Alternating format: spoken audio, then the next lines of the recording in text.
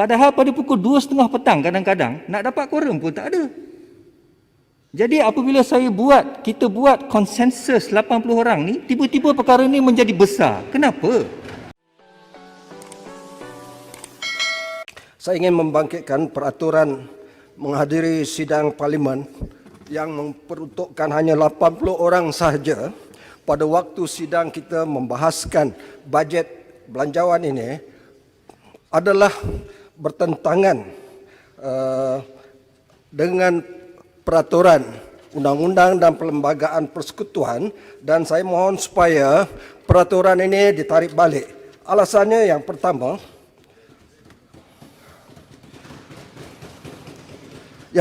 ialah melarang ahli parlimen, ahli Dewan Rakyat, wakil rakyat yang dipilih oleh rakyat masuk ke Dewan Rakyat bertentangan dengan artikel 96, 97 seterusnya berkenaan peruntukan kewangan bahagian ke-7 Perlembagaan Persekutuan.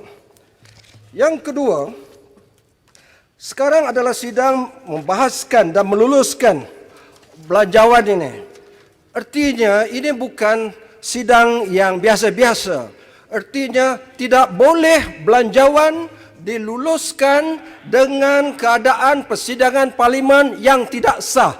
Kita tidak mahu keadaan illegitimate government, kerajaan yang tidak sah meluluskan rang undang-undang belanjawan yang tidak sah. Jadi kita mesti kembali kepada peruntukan perlembagaan. Yang terakhir, Tuan Speaker, terima kasih, iaitu ini masa COVID lah kawan, kalau bahas semua orang boleh bahas lah.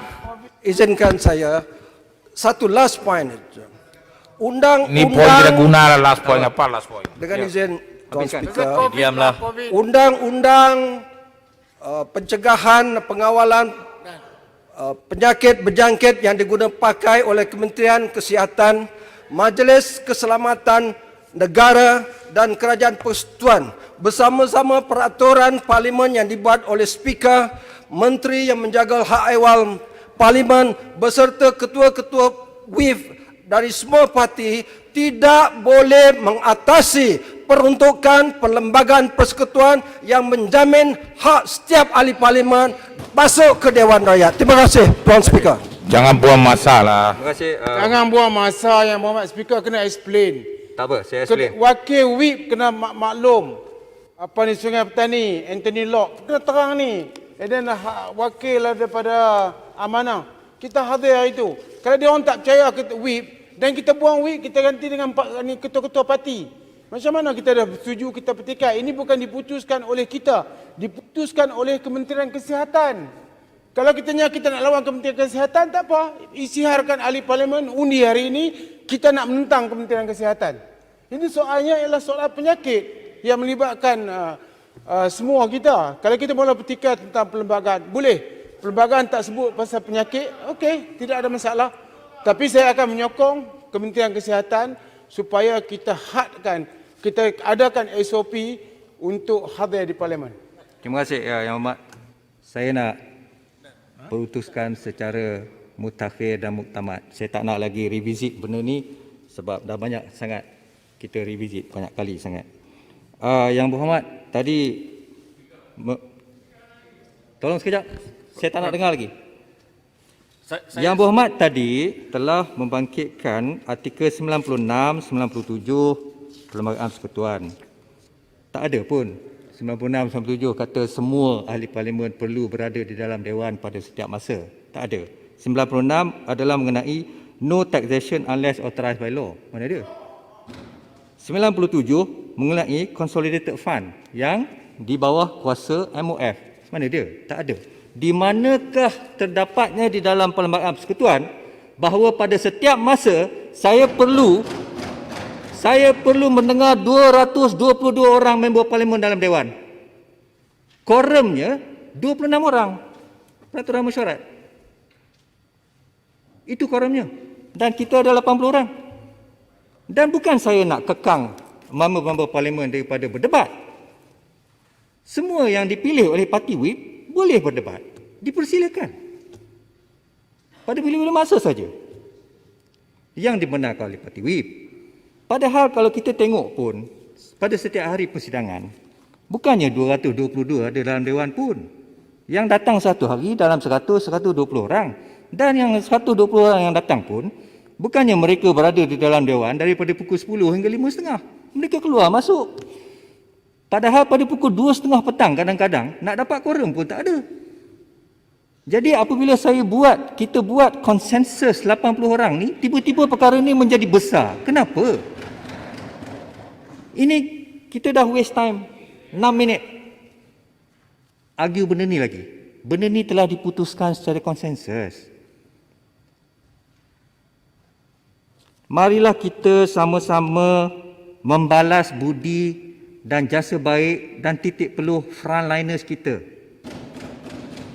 Membalas budi, jasa baik dan titik peluh Tan Sri Dr. Nur Hisham yang telah bertungkus lumus selama 7 bulan. Hari-hari siang malam tak kira Ahad, Isnin, Selasa cuti umum untuk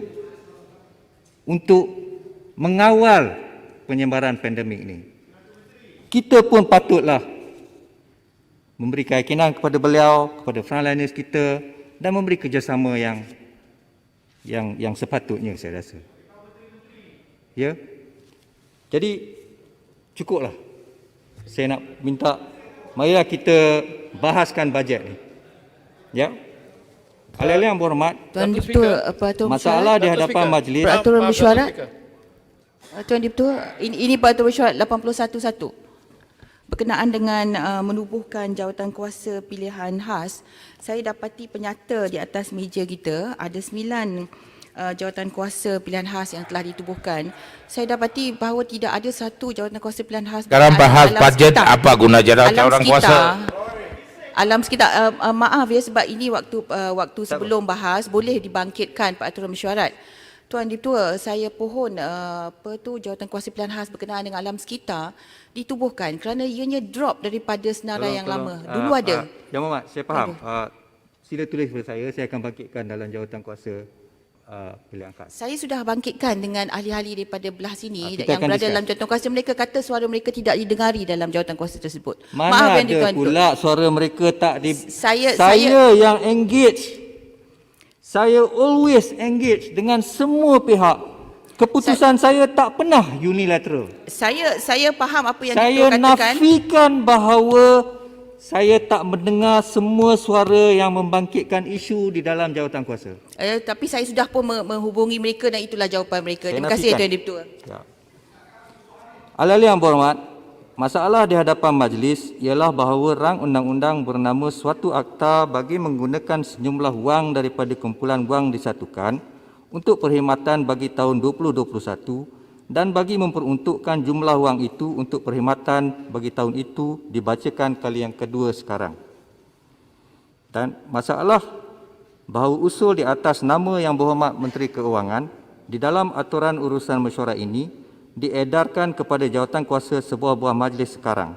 Kedua-dua masalah tersebut terbuka untuk dibahas. Ahli-ahli yang berhormat, saya ingin maklumkan bahawa pada hari ini bermulalah perbahasan peringkat dasar rang undang-undang perbekalan 2021. Sebelum saya memanggil Yang Berhormat untuk berucap, saya ingin memaklumkan bahawa Yang Berhormat Ketua Pembangkang diperuntukkan selama 90 minit untuk perbahasan dan ahli daripada penyokong kerajaan juga pembahas utamanya 90 minit diperuntukkan. Yang lain-lain ahli-ahli yang berhormat saya peruntukkan 15 minit.